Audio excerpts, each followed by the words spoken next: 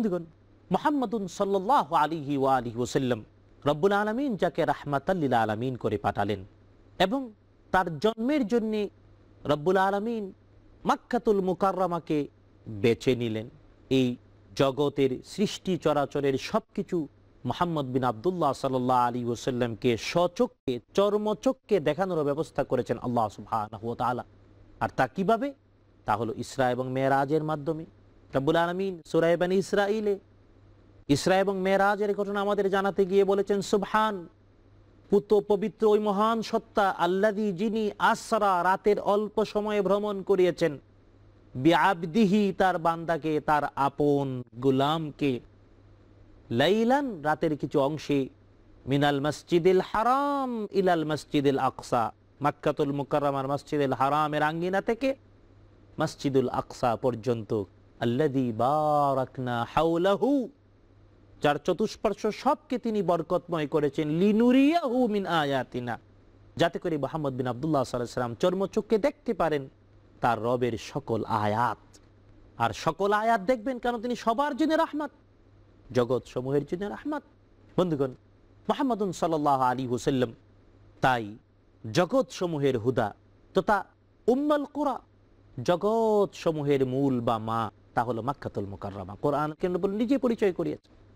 তাই আল্লাহ সুবহানাহু ওয়া তাআলা তার হাবিবকে উম্মুল কুরাতে জন্ম দিলেন, হুদাল লিল আলামিনের পাশে জন্ম দিলেন।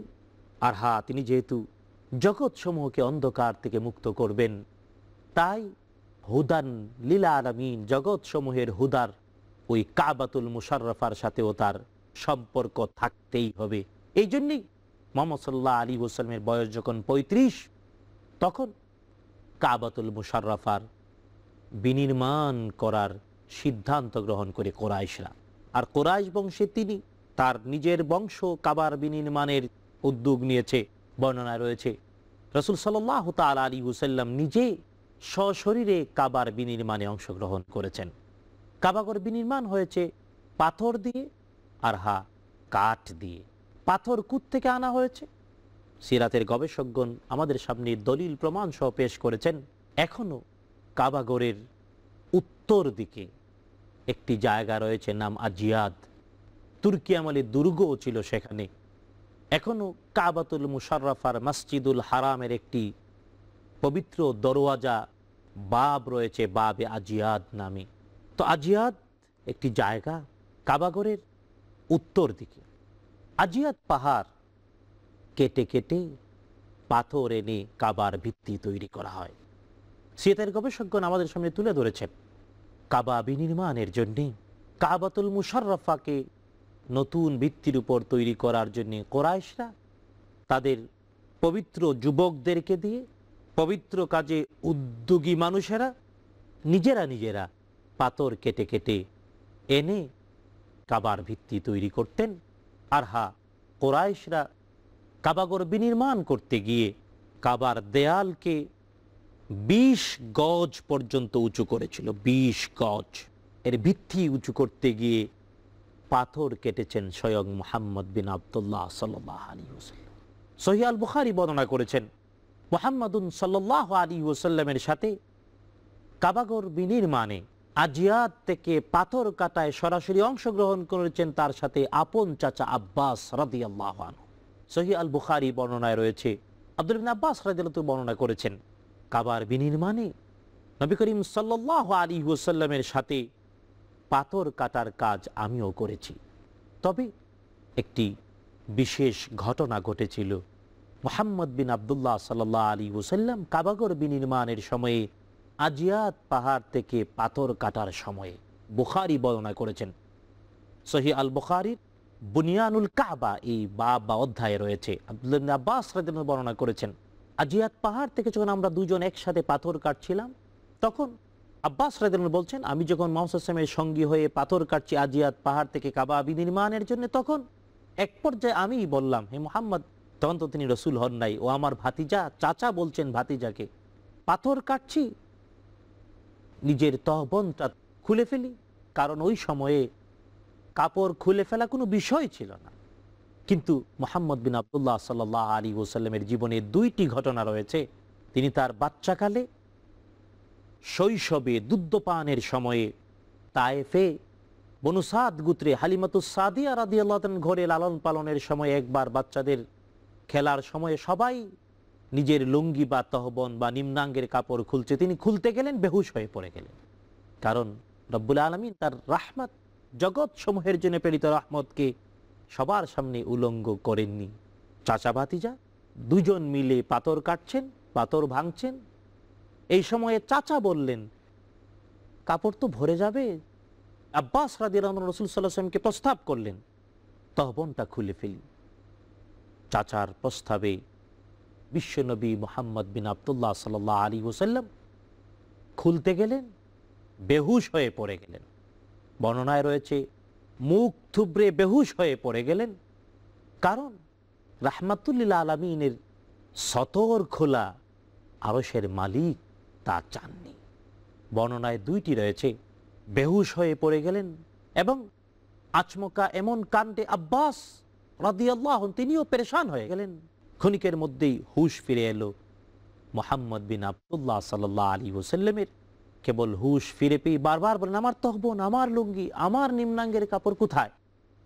বন্ধুগণ, দেখুন অন্ধকার যুগের অন্ধকার আচরণকেও মুহাম্মদ বিন আব্দুল্লাহর জীবন থেকে পবিত্র করে রেখেছেন রব্বুল আলামিন। আব্বাস রাদিয়াল্লাহু আনহু তিনি বলছেন, জীবনে কখনো মুহাম্মদ বিন আব্দুল্লাহকে কেউ উলঙ্গ দেখতে পায় নাই, দেখেনি। তাই কাবার বিনির্মাণের পাথর ভাঙতে গিয়ে আজিয়াত পাহাড়ে চাচা ভাতিজা আব্বাস বিন আব্দুল মুত্তালিব এবং মুহাম্মদ বিন আব্দুল্লাহ সাল্লাল্লাহু আলাইহি ওয়াসাল্লাম লুঙ্গি বা তহবন বা নিম্নাঙ্গের পোশাক খুলতে গেলেন, বেহুশ হয়ে পড়ে। আজ মুসলিম সমাজে পোশাক যা হচ্ছে, অথচ আল্লাহ সুবহানাহু ওয়া তাআলা পোশাক শিল্পকে পৃথিবীতে নাজিল করেছেন কোরআন আল কারীমের ভাষায়, হুয়াল্লাযী আনজালা আলাইকুম লিবাসান, আকাশ থেকে লেবাস নাজিল করেছেন আল্লাহ সুবহানাহু ওয়া তাআলা। জান্নাতি সভ্যতার নাম পোশাক। এই পৃথিবীতে আদম আলাইহিস সালাম কখনো ন্যাংটা ছিলেন না। এই পৃথিবীতে যারা বলে তারা বানরের বংশধর, তারা হয়তো ন্যাংটা ছিল, বানর ন্যাংটা, বানরের বংশধররা ন্যাংটা ছিল। কিন্তু বনি আদম, হাওয়া এবং আদম আলাইহিস সালামের সন্তান যারা, তারা কখনো ন্যাংটা ছিল না। রব্বুল আলামিন জান্নাত থেকে পোশাক শিল্প নাজিল করেছেন। অথচ দুর্ভাগ্য যে পোশাক রব্বুল আলামিন নাজিল করলেন আমাদের লজ্জাস্থান ঢাকার জন্য এবং দৃষ্টিনন্দন হয়ে সেজে থাকার জন্য। রব্বুল আলামিনের ভাষায় ইউয়ারি সাওয়াতিকুম ওয়ারিশান, পাখির পালকের মতো দৃষ্টিনন্দন করে নিজেকে ঢাকার জন্য। আজ পোশাক থাকতেও আমরা ন্যাংটা, আমরা উলঙ্গ। বন্ধুগণ, যদিও বলবেন পুরুষরা তো মাশাআল্লাহ গলাতে টাই, প্যান্ট, তাও টাকনুর নিচে একেবারে ঢেকে, পায়ে মোজা, হাতে কপ, একেবারে টাইট হয়ে পোশাক হয়তো পুরুষরা গ্রহণ করে, কিন্তু নারী আপাদমস্তক আচ্ছাদিত পুরুষের সামনে তারই মা বোন, স্ত্রী আর মেয়েরা ন্যাংটা হয়েছে। হাদিস শরীফের ভাষায় কাসিয়াত আরিয়াত, গায়ে পোশাক আছে কিন্তু আসলে ন্যাংটা, পোশাক থাকা সত্ত্বেও ন্যাংটা, উলঙ্গ। মা এলাত মুমিলাত, আকর্ষণ করে আর আকৃষ্টা হয়। মাথাটা যেন খুজু উটের ওই খুজের মতো। দুর্ভাগ্য, নব্য জাহালাতের নব্য সভ্যতায় এসে আমরা নারীকে মা হিসেবে, নারীকে স্ত্রী হিসেবে, নারীকে মেয়ে হিসেবে, নারীকে বোন হিসেবে সম্মান দিতে ব্যর্থ। বরং আমরাই মা ন্যাংটা, কিছুই অনুভব নাই, স্ত্রী ন্যাংটা, কোনো ফিলিংস নাই, মেয়েটা ন্যাংটা, বাবা হিসেবে কোনো অনুভূতিই নাই, বোনটা ন্যাংটা, মনে হয় স্বাভাবিক। আধুনিক অন্ধকার আমাদেরকে ধ্বংস করে দিচ্ছে। অথচ মুহাম্মাদুন সাল্লাল্লাহু আলাইহি ওয়াসাল্লাম, যিনি রাহমাতুল লিল আলামিন, জগৎ সময়ের জন্য রাহমাত, যিনি পোশাক দিয়ে সুন্দর সমৃদ্ধ করতে আমাদেরকে ধন্য করার জন্য এসেছেন, তিনি কখনো উলঙ্গ হননি। আর আমরা নারী পুরুষ সমানে বিভিন্নভাবে আজ উলঙ্গ। বন্ধুগণ, ন্যাংটা সভ্যতা ধারণ করে, লালন করে, পোষণ করে, অথবা নিজে ন্যাংটা হয়ে রাহমাতুল লিল আলামিনের উম্মত হওয়ার দাবি করা যাবে না। একজন নারী, তার দেহটা অমূল্য সম্পদ। নারীর গর্ভ যদি না থাকতো জন্ম নিতে পারতাম না আমরা। তো নারীর যে দেহে মানুষ জন্মানোর একমাত্র শুধুমাত্র ফ্যাক্টরিটা রব্বুল আলামিন দিয়েছেন, নারীকে মা হিসেবে ধন্য করেছেন। নারী সে যেই হোক, তার পায়ের তলে আল্লাহর জান্নাত। তুই নারী যদি তার ওই দেহটা পুরাটাই খুলে খুলে ঘুরে বেড়ায়, আর আমরা পুরুষরা বন্ধু, এর থেকেই বেরিয়ে আসার জন্যে আমাদের সিরাতুন নবী জানা উচিত, রাসূল সাল্লাল্লাহু আলাইহি ওয়াসাল্লামের জীবন জানা উচিত। মুহাম্মাদুন সাল্লাল্লাহু আলাইহি ওয়াসাল্লাম নিজে কাবার বিনির্মাণে অংশ নিলেন। কুরাইশরা কাবাঘর তৈরি করলো 4 গুণ করে। সিরাতের কোনো কোনো গবেষক প্রমাণ করেছেন রাসূল সাল্লাল্লাহু আলাইহি ওয়াসাল্লাম নিজে শারীরিকভাবে আজিয়াত পাহাড় থেকে পাথর কেটে যেভাবে কাবার ভিত্তিতে অংশ নিয়েছেন, হ্যাঁ, রাসূল সাল্লাল্লাহু আলাইহি ওয়াসাল্লাম তার আর্থিক সহযোগিতাও করেছেন, আর্থিকভাবেও। কারণ কাবাঘর বিনির্মাণে কেবল হালাল টাকা, বৈধ টাকা দিয়েই কাবাঘর তৈরি করা হয়েছে। আর তাই কাবাঘর আকৃতিতে ছোট হয়েছে, যেমনটা ইব্রাহিম আলাইহিস সালাম মূল ভিত্তির উপর তৈরি করেছিলেন, এমনটা আর নেই। মুহাম্মাদুন সাল্লাল্লাহু আলাইহি ওয়াসাল্লাম নবুয়ত লাভের 5 বছর আগে অন্ধকার যুগের ভিতরে থেকেও নিজে পবিত্র চরিত্র মাধুর্যতায় ধন্য হয়ে আমাদের জন্য নিয়ে এসেছেন আল ইসলাম। রব্বুল আলামিন তারপর নাজিল করেছেন কোরআন আল কারীম। হুদাল লিল আলামিনের প্রতিবেশী হয়ে রাহমাতুল লিল আলামিন এসেছেন। আর তাই রাহমাতুল লিল আলামিন নিজের কায়িক শ্রম দিয়ে হুদাল লিল আলামিনকে তৈরিতে সরাসরি কাজে অংশ নিয়েছেন। হ্যাঁ বন্ধুগণ, কাবার বিনির্মাণে পাথরের পাশাপাশি যে কাঠ লেগেছিল, বিশুদ্ধ বর্ণনায় রয়েছে রুমের একটি জাহাজ যাচ্ছিল, কিন্তু জেদ্দার কাছে শাইবা, ওই জাহাজটি ভেঙ্গে গিয়েছিল, কাঠের জাহাজ। কুরাইশরা খবর পেয়ে গিয়ে ভেঙ্গে যাওয়া জাহাজের কাঠ এনে ওই জাহাজের মালিকের কাছ থেকে এনে কাবায় আজিয়াদের পাথর এবং ওই রুম এর ভেঙ্গে যাওয়া জাহাজের কাঠ দিয়ে কাবার উপর ছাদ দিয়ে বিনির্মাণ করে বাইতুল্লাহিল হারাম, কাবাতুল মুশাররফা। বন্ধুগণ, ঐতিহাসিকভাবে সিরাতের গবেষকগণ আমাদের পেশ করেছেন বাকুম নামে তৎকালীন রোমের একজন ইঞ্জিনিয়ার কাবাগর পুনর্নির্মাণের এই কাজে, কাবার ভিত্তি তৈরির কাজে তদারক করল। আর কুরাইশরা ওই বাকুম নামক স্থপতি বা ইঞ্জিনিয়ারের তত্ত্বাবধানে কাবার ভিত্তি উত্তোলন করল, ছাদ দিল, আর চতুর্দিকের দেয়াল 20 গজ পর্যন্ত উঁচু করল। এর মধ্যে দেয়া হলো মাঝখানে খুঁটি দিয়ে ছাদ। বাকুম নামক স্থপতির তত্ত্বাবধানে নির্মাণ হতে লাগলো কাবাগর। কুরাইশরা যেহেতু হালাল টাকা নিশ্চিত করে কাবাগর তৈরি করলো, তাই তাদের হিসাব কষে দেখলো পবিত্র প্রশ্নহীন সন্দেহাতীত টাকা যে পরিমাণ, এভাবেই কাবাগর তৈরি করতে হবে। তাই তারা ইব্রাহিম আলাইহিস সালাম এর যে ভিত্তি, তার থেকে 6 হাত বাদ দিয়ে ইব্রাহিম আলাইহিস সালাম এর মূল ভিত্তির 6 হাত, কোনো বর্ণনায় 9 হাত দক্ষিণ দিকে খাটো করে বর্গাকারে কাবাগর তৈরি করতে লাগলো। যদিও বর্তমানে কাবাগর কুরাইশদের সেই নির্মিত বাস্তবতার মতোই রয়েছে, আর কাবাগরের দক্ষিণ দিকে অর্ধচন্দ্রাকৃতির যে বৃত্ত, এর মধ্যে 9 হাত জায়গা হলো কাবাগরের মূল কাবাগরের ভিতরের অংশ, যাকে হাতিম বলা হয় অথবা হিজরে ইসমাইল বলা হয়। 9 হাত পর্যন্ত জায়গা কাবাগরের অন্তর্ভুক্ত।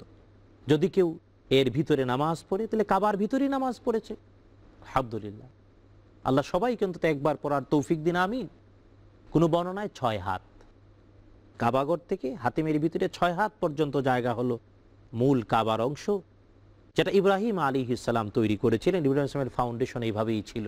কিন্তু কুরাইশরা হালাল টাকার অভাব অনুভব করে মূল ভিত্তি থেকে 6 হাত অথবা 9 হাত বাদ দিয়ে বর্গাকৃতির করে তৈরি করলো।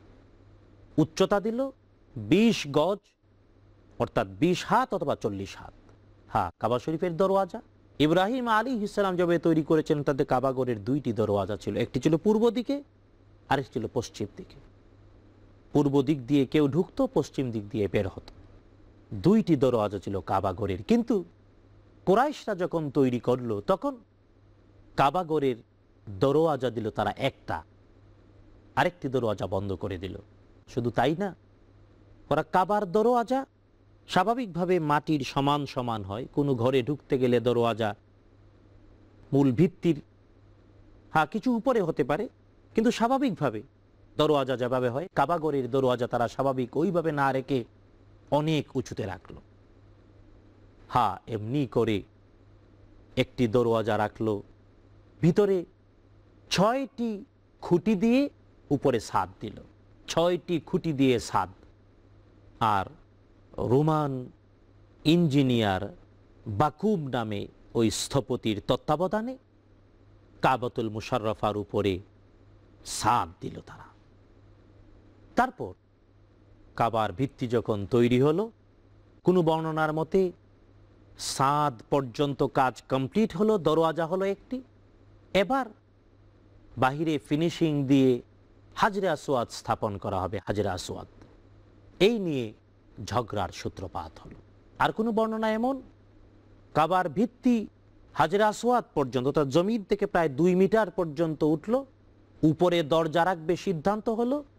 চতুর্দিক থেকে ইব্রাহিম আলাইহিস সালামের ফাউন্ডেশন থেকে 6 হাত বা 4 হাত দক্ষিণ দিকে বাদ দিয়ে উত্তর দিকে চাপায়া এনে যখন হাজরে আসওয়াদ স্থাপন করার সময় হলো, তখন বিরোধ দেখা দিল।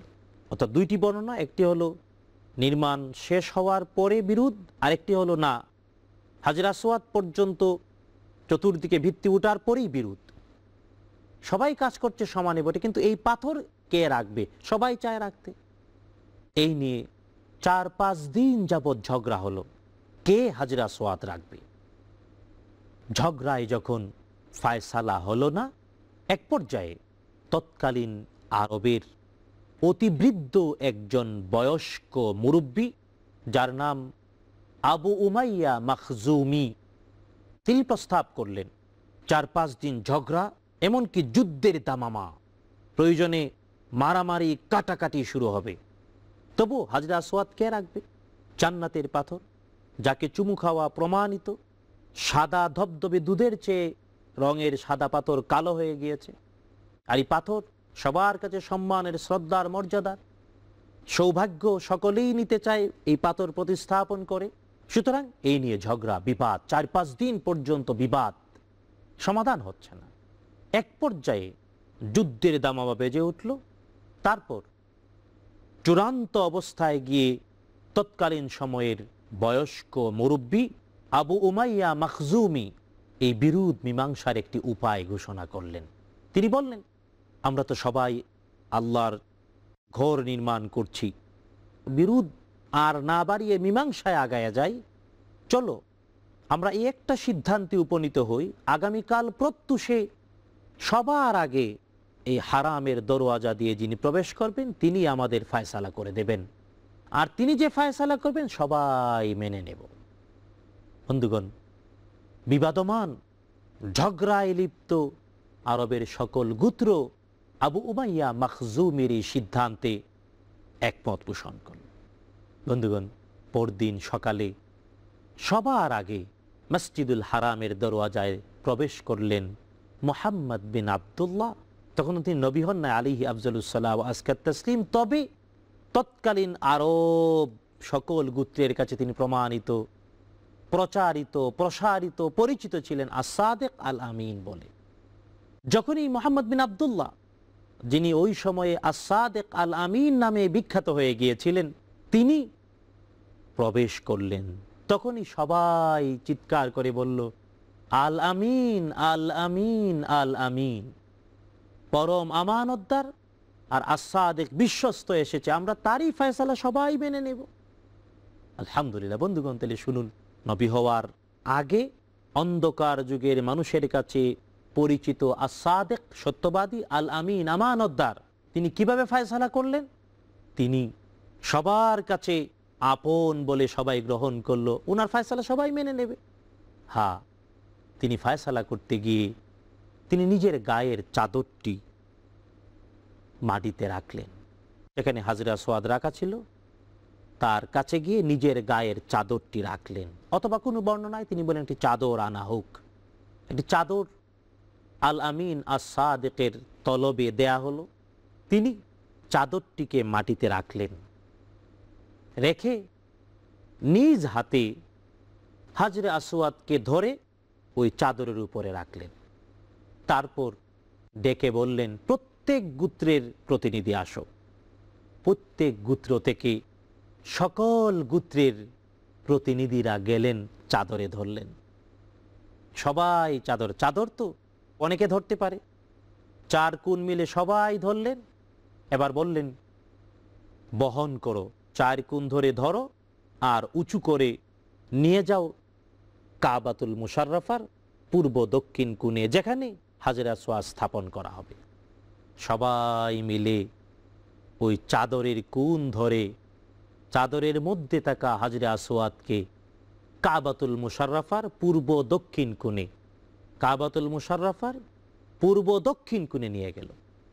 সবাই যখন কাবাতুল মুশাররফার পূর্ব দক্ষিণ কোণে হাজরে আসওয়াদ যেখানে, ঠিক ওই জায়গায় কাছে নিয়ে গেল, মুহাম্মদ বিন আব্দুল্লাহ ওই সময়ে সবার কাছে পরিচিত আস-সাদিক আল আমিন, পরম সত্যবাদী বিশ্বস্ত ব্যক্তি, যিনি মুহাম্মদ বিন আব্দুল্লাহ সাল্লাল্লাহু আলাইহি ওয়াসাল্লাম রাহমাতুল লিল আলামিন, তিনি এবার নিজ হাতে ওই পাথরখানা হাজরে আসওয়াদকে কাবার গায়ে কাবাতুল মুশাররফার পূর্ব দক্ষিণ কোণে দরওয়াজার কাছে নিজে রেখে দিলেন। সুবহানাল্লাহ। বিরোধ মীমাংসা হয়ে গেল, সবাই খুশি হলো। সকলের মধ্যে ঝগড়ার বিষয়টি অতি সহজে চমকপ্রদ সন্তুষ্টজনক বাস্তবতায় সমাধান হয়ে গেল। সুবহানাল্লাহ। বন্ধুগণ, মুহাম্মাদুন সাল্লাল্লাহু আলাইহি ওয়াসাল্লামের পবিত্রতম জীবনের এই শ্রেষ্ঠতম বিচারিক কাজ আমাদের সবার জন্য হোক অনুপ্রেরণা, আমাদের সবার জন্য হোক তার অনুসরণ অনুকরণের, তাকে ইত্তেবা করা, তার যথার্থ উম্মত হওয়ার একটি অন্যতম শ্রেষ্ঠ দলিল। রব্বুল আলামিন আমাদের সকলকে তার হাবিবের জীবন জেনে তার হাবিবের যথার্থ উম্মত হওয়ার তৌফিক দিন। আমিন। আসসালামু আলাইকুম ওয়া রাহমাতুল্লাহি ওয়া বারাকাতুহু।